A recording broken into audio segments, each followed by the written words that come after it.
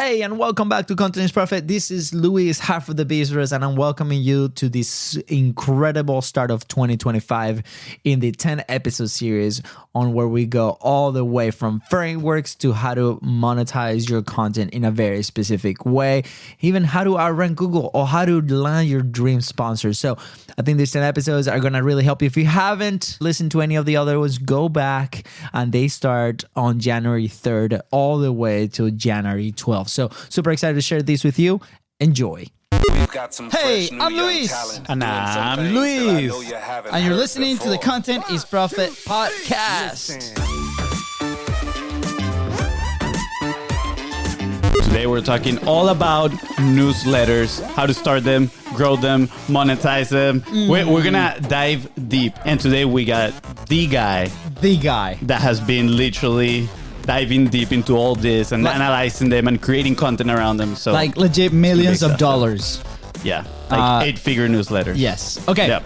Today's guest is someone that has dedicated the last years of his life to newsletters. He has been talking to experts across the industry, getting answers about the business models, financial numbers, growth strategies, pricing, and more. Not to mention that he just completed a brilliant piece on how do $10 million newsletters actually work. And he wants to share insights with you. Can't wait. Please welcome the one and only, newly crowned by the Biz Bros, King of Newsletters, Ethan Bruce. What's going on, guys? What's up, Ethan? That was amazing, man. I'm sitting behind the scenes watching this intro, asking myself, how in the world am I ever going to live up to half of this? But thank you. Oh, but with all the golden boulders you're about to drop on here, you know, you said earlier, you're like, oh, your studio is amazing. But yeah, it's going to be destroyed after all those boulders like land on here, man. Thank you so much. We're so excited. When we received that message that you want to talk about newsletters with us, we're like, yes. Let's do it. Absolutely, man. I'm stoked to be here. Ethan, I just regret one thing. I'm regretting one thing right now. And it is the fact that we didn't ship you a crown before this episode. So right when we say, you know, you're like, what is this crown for? And then when we finish the intro, you just put it on and walk in like, yes, I am the king of newsletters. I've got one in the other room. Should I just go grab it? If you want to, you know, it's going to make for good content. Yeah. I'll put my Wednesday crown on. Ethan, super stoked, obviously. So for those that might not be familiar with you, you know, can you share a little bit like the 2-minute version of like who Ethan is, like who you work for, what projects are you involved in? And I think that's going to give us a good starting line on to tackle this topic. Yeah, sure. So I am a writer. Most of my job is writing about businesses and entrepreneurship. I write for a newsletter called Trends, which is the paid newsletter. You guys called this out last week, so appreciate that. Yeah. It's the paid newsletter. Belongs to a company called The Hustle, which is another huge newsletter business. We write about business and entrepreneurship. Specifically, my team writes about emerging opportunities where people are spending more money, how you can build certain businesses in like exciting niches that you maybe haven't heard about. And that's what I spend most of my time doing. And then a couple of years ago, as a company, we sort of noticed that, like you said, newsletters are becoming more and more popular. More people kind of want to understand how this industry works. It's something that we knew a fair amount about. Hustle's been around for 7 years now. Yeah. And so we decided to go out and write the comprehensive guide to the industry. And so ever since then, I've been interviewing not only people on our team, sort of like deconstructing how our company works, but also, you know, just like super early operators everywhere from Morning Brew to like BuzzFeed, AppSumo, all these different newsletters you've heard of, really just trying to break down how the industry works. So I think in a nutshell, that's about it. I'm a newsletter writer, deep in this space, and have like a minor obsession with how newsletter businesses actually work. It's like your head about to explode with all the knowledge that you have from like the years of experience and all these things. Like, is that why you guys are urged to share all the secrets? Yeah, it's that and the weight of the crown. So those two things head about to explode. Now it's, you know, what it really is it's I mean, it's a blast. So we're about to put out this big publication. Can I tell you the real story behind how this started? So yeah, absolutely. You guys mentioned on your show the other week, HubSpot bought The Hustle a little over a year ago. But before that, we were operating as like a completely independent business. And so we had to make all of our money through the newsletter. So we had this one daily email that went out. And we made a bunch of money through that. That was making like several $1 million a year in ad revenue. And then we had the paid product, which was Trends, which is another several $1 million a year. And, it costs money to run these businesses. Mm-hmm. We had to kind of figure out what the next thing was going to be that we were going to build. And when I say that we decided to write the guide to the newsletter industry, we originally launched that as a paid product. It was going to be like $2,500.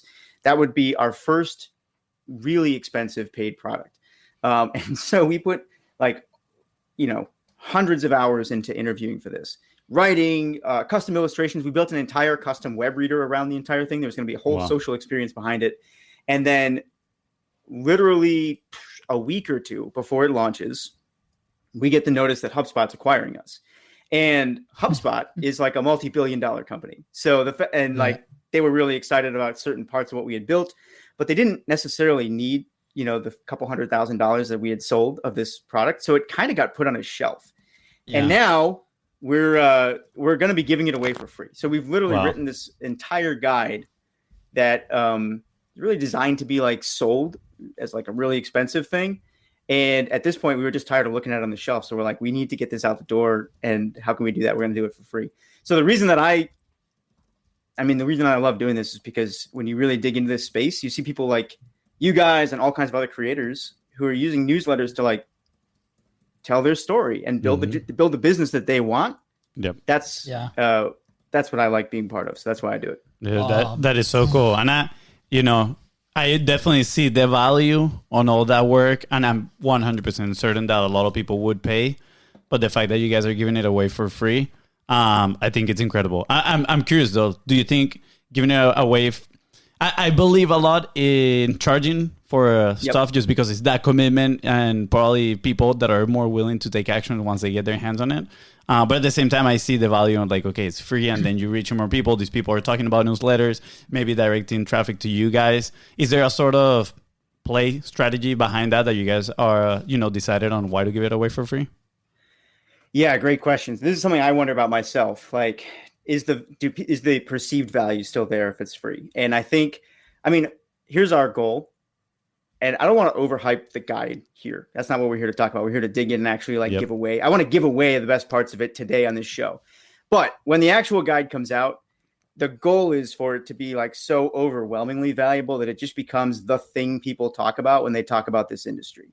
Like sort of the way people talk about like Netflix's, employee deck or something like that. Yeah. There's certain pieces of this entrepreneurship equation, like certain documents or books that have kind of taken on a cult following of their own because they're so useful. And I think our goal is for this to be that, even if it's not for sale, we want people to like just really dig in and use it. So we'll see. It remains to be seen, but people listening to this can be kind of people. At the end of the day, the people are the judge. So I think it's going to be a good play on positioning, definitely position you guys as the go-to knowledge broker for newsletters. And then everybody's going to have a question, just going to go to you guys. Yeah. So I've been going through your Twitter thread, which by the way, we're going to link it right below. And it's so good. And there's so many questions there. But before we go into like the nitty gritty and the meat on the really juicy stuff, I'm very interested, right? Like we talk a lot about content teams and fractional teams, right? We provide a type of fractional team for video content. Right. So I'm very interested in those initial days of you guys, right? Because we might have some listeners that either they're building their own teams internally, right? They're trying to figure out their content framework. They're trying to monetize that content, right? For us, it's known that our show is our platform, right? Whether that's an audience side of things that come to us or whether that's the guests that we connect with and develop that relationship, right? That's the way that we monetize this type of content. But I'm very interested initially when you guys started, the newsletters. How was that process of starting it from zero? What was the decision where like, okay, we need to monetize this? How many ways? Like if you can give us a quick background on that, like, and then we can dive into the gold of the guide. Totally. Yeah. Great question. So interestingly enough, The Hustle actually started as an event company. It was founded by Sam Parr, who's, pretty big force to be reckoned with on Twitter and elsewhere. And at the time he wasn't really known. He didn't have much of an audience at all. He just kind of been in entrepreneurial circles And so he, was living in San Francisco, and he wanted to build up his network and also build a business. And so the idea for the hustle was sort of the merger of those two things. The business side was like selling tickets to this event where he was going to get a whole bunch of entrepreneurs to come and talk about entrepreneurship. And then obviously, as for the person who was organizing that entire thing, it helps to build his network as well. So the hustle actually ran as an event business for the first 1 or 2 years that it was around. There wasn't really a newsletter there. And this, like I said, it was 6 or 7 years ago. So this was really before newsletters had come on the scene and been like a popular business model. A lot of people weren't doing it. And so they ran this event company. The event company was quite profitable. And then at some point, I actually don't know exactly why he pivoted, but I think it was probably something to do with diversifying income because, after you host several events, you have all these email addresses and there's an opportunity there to continue to build the audience, continue to build not only a pipeline for the events, but also to potentially monetize that email offering. And so at some point they started creating some more and more regular content schedule and the hustle morphed into like a primarily newsletter driven company. And you see this a lot, actually. It's interesting. Companies like Morning Brew also kind of started with that goal in mind. They didn't necessarily start with the idea of monetizing out of the gate. And it was several years into building that company that they actually, raised money, hired writers instead of using volunteers, and actually decided to make a go of it as a business. So a lot of these companies that you hear people talk about these days, they started somewhere else and pivoted into newsletters. And then interestingly, like they figured out how to make the industry work. And now more and more people are seeing, this is a totally viable business. And that's why you're seeing kind of the rush in.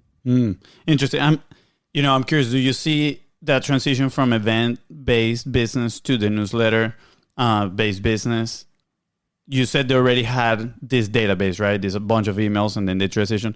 Was that an advantage at the time of starting? Because obviously there's a lot of people that are going to start from scratch, from zero, right? 0 people. And probably the person that starts it is going to be the researcher, is going to be the writer. Or like you said, they might have some people that, want to give their time to write on the newsletter, which I'm very curious on learning how you guys go about doing that. I think it's a pretty good probably starting strategy for those that are looking, to build a newsletter.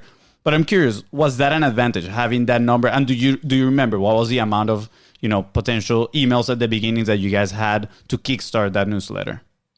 Great question. Yeah. I'm going to say yes and no in terms of whether or not it's an advantage. So when you start a newsletter business, if you already have pre-existing emails, that'll always be some kind of an advantage.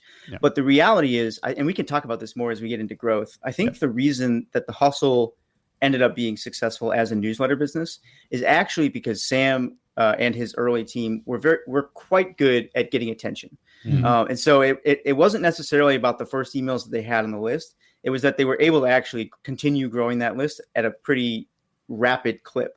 And like I said, we can get into this deeper when we start talking more and more about growth. But for them early on, the biggest thing that they leaned on was viral content. And so they would, this is what like Sam calls showmanship. They would select articles specifically because they knew they were going to be controversial or that they would have like a high likelihood of traveling around the web.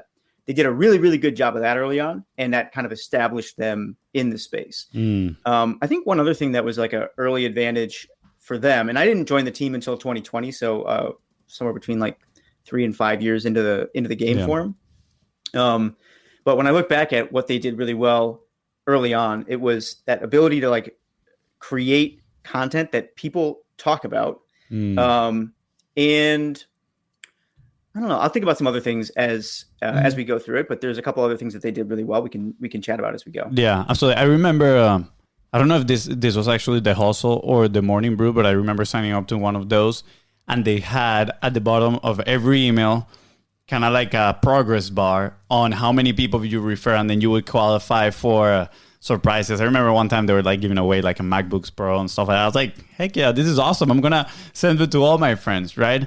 So I'm guessing, again, we can dive into those strategies when we get to the growth side of things. Yeah. Sorry, Ethan, my last question here, right? Like it's on the team side, and then that decision of monetizing, right? Like how how did you guys make money initially, right? Because I think that's like the first hurdle that a lot of people are trying to figure out. Is it okay? You hear all these statements like you can make $1 off of each subscriber that you have in your list, for example. That's like one of the standards. And then people are like, oh, sweet. Okay, well, what do? Do I sell them things? Do they go to my website and do that? Do I sell sponsorships? Like, what is it, right? And people starting up, the trend that we've seen is, especially with podcasting, they tend to go to the sponsorship side and then they go into the audience loop. And initially that can be very challenging, right? We have to do a bunch of stuff to get there. So what was that? How do you guys started the monetization aspect of the hustle? And then, how has that evolved?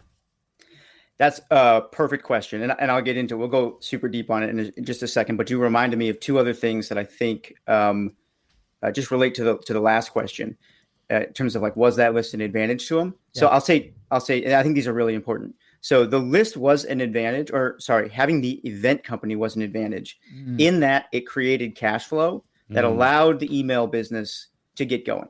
Right. And I think this is one thing that a lot of creators overlook. We talk about this on my podcast all the time, where there's sort of like, there are 3 steps to making the business work as a creator. First, you need cash flow. That's absolutely number one. So we always tell people, we're like, don't quit your job. If you want to go and start building a media company, do it on the side at first, or you have to find some way to keep the cash coming, because it takes time to build the trust that like an audience needs to really monetize it well. After you have some kind of cash flow, whether that's through a job or a service company that you run or something that's, easy to cash flow. Then you start building your audience, and then eventually it's products on the back side of that you monetize. So for the hustle, having that event company early on definitely offered cash flow, which was definitely an advantage when it comes to building a media company.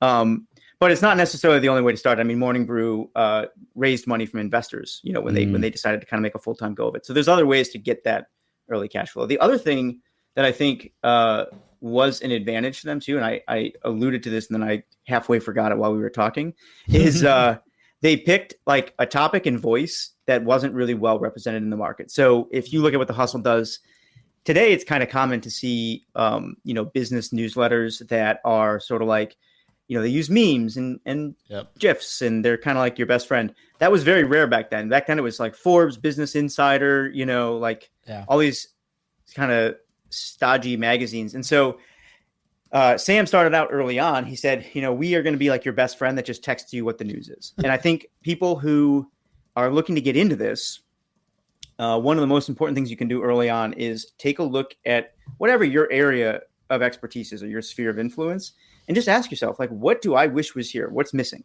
Yeah. Because if you're not going to out Morning Brew, you're not going to out Milk Road. Yep. So crypto news, business news, finance news, there's still plenty of opportunity there, but you can't beat these mega players at their own game. You got to bring a different game to the table. Yeah. And so we can get into that as well. But you asked a more specific question, which is about how do you actually monetize early on? And this is actually the right question to start with, because a lot of people will ask about not just the hustle, but like all kinds of newsletters. They'll say something like, well, how big does your audience have to be? Or like, what kind of technology do I need? How can I grow faster? Those kinds of questions. Here's what I've found in 2 years of talking to players at some of the most successful media companies in the world.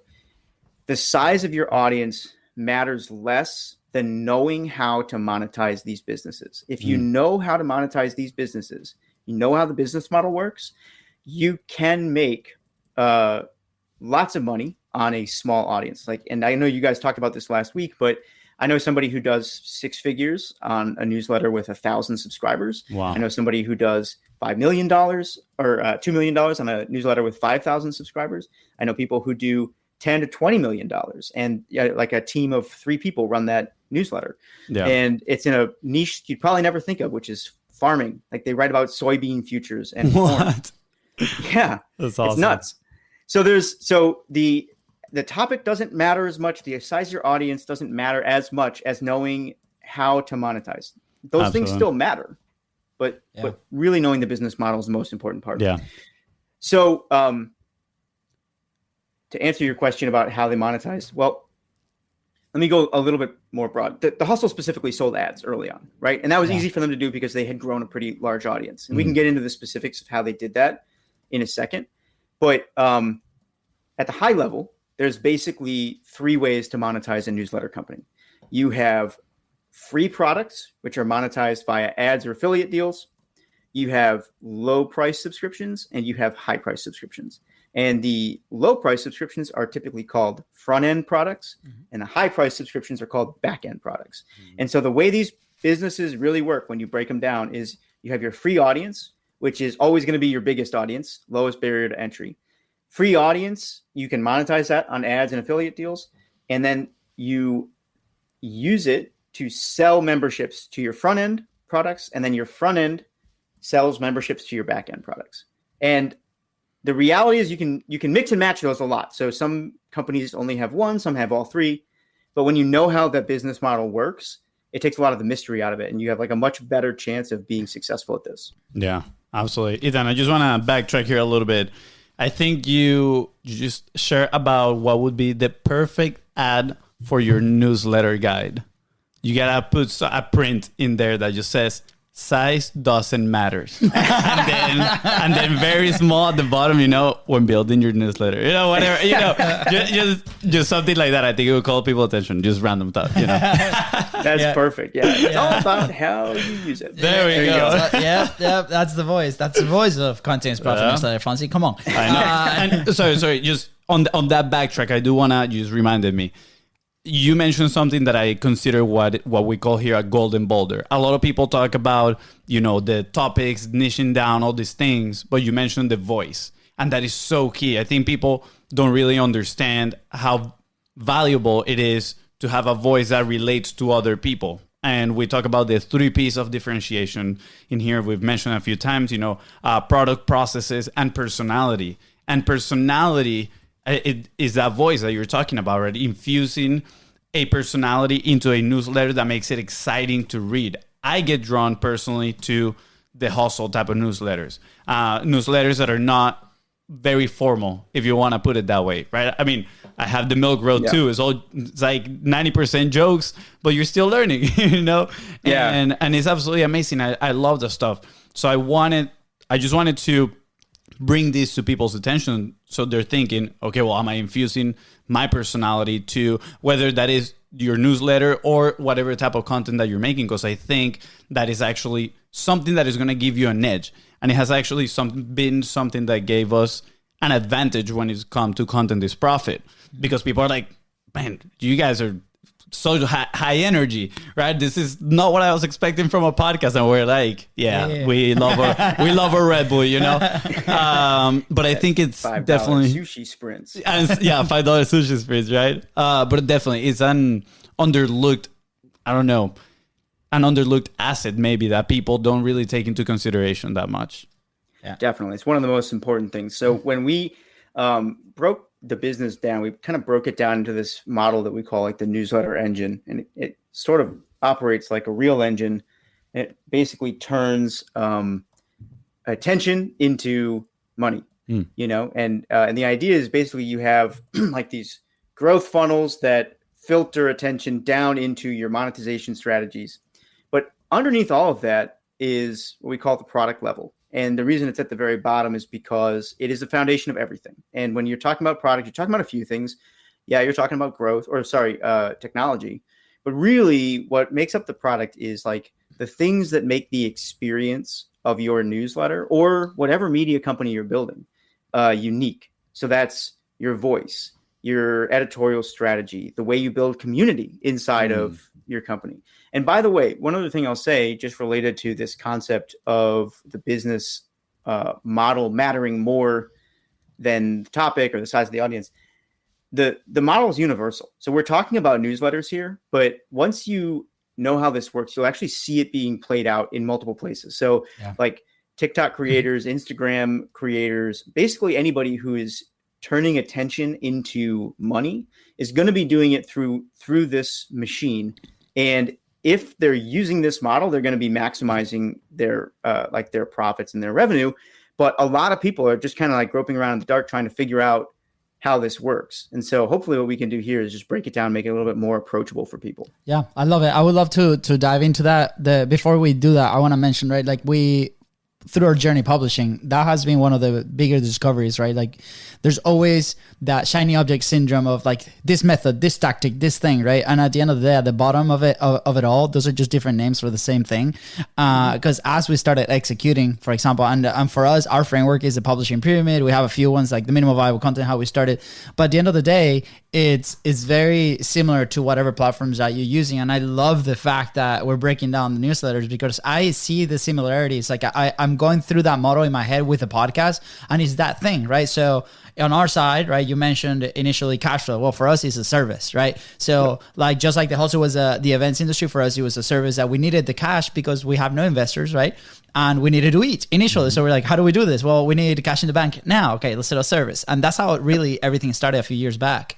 Now that we're in the phase of building that audience, being part of the Hotspot Podcast Network and the support and the years of experience, now we're starting to experiment on the product side of things, right? So there is a backside, right? And now that's the new phase that we've been experiencing over the last like 3 to 4 months is that product phase. We're like listening to the audience, listening to what they need. We took on new projects to see like what the feedback is on new things, right? On these new calls to develop those products. So I see it very clearly, and I love it because same thing. You see it, you're like, you turn this lens that you put it in your like next to your eye, right? And you look at these individual creators and you look at this, like for example, Colin and Samir for the Published Press, right? They have an amazing business model, and they have an awesome episode the other day where they broke down kind of like the revenue, and they're known for a lot of YouTube. And they're like, the YouTube ad revenue is just about 10% of like the total thing that they do with their platforms, with their newsletter, with the things, right? But at the end of the day, it's the same framework. So I say this because there's a lot of people that might be listening today or watching that might be like, oh, that's cool, but let me keep looking. No, don't keep looking. Just keep listening to this episode because it's all the same, right? And we're going to continue to give all the steps to this. Yeah. No, that's a great way of putting it too. And, you're absolutely right. I mean, basically all of these creator-focused media, really what I talk about is like media brands, right? Are you building a media brand? And increasingly the answer for that is going to be yes, because even if you have, say, software as a service, right? More and more of these software companies are building media departments related to them because it's actually less expensive to hire writers or YouTubers or people who create great content than it is to just keep putting ads out because that content performs over the long term. But you got to know how the media business works. So that's what we're going to get into here. All right, let's dive in. Fonzi's like, tell me everything. Yeah, tell me everything. Okay. Hey guys, hope you enjoyed today's episode, part 2 of the newsletter series with Ethan Brooks. How epic was he? So good. So epic. Yeah, it was absolutely amazing. He dropped a lot of golden boulders, and this conversation was so long and so juicy that we had to cut it into multiple parts. So make sure you stay tuned for part 3 of the newsletter series. That's right. You got to come back. There's so much more. All right. On the next one, we're going to cover a little bit more of the growth strategies that he has researched on how these big newsletters can make it to 7 or even 8 figures. All right. See you there. Bye. Thank you so much for tuning to the Content Profit Podcast. Go ahead and follow the show in your favorite platforms and on social media at BizBrosCo. That is right. And if Ethan here helped you move one step closer towards your goal and building an awesome newsletter, please don't forget to share this episode and leave a 5-star review. See ya. Bye, guys.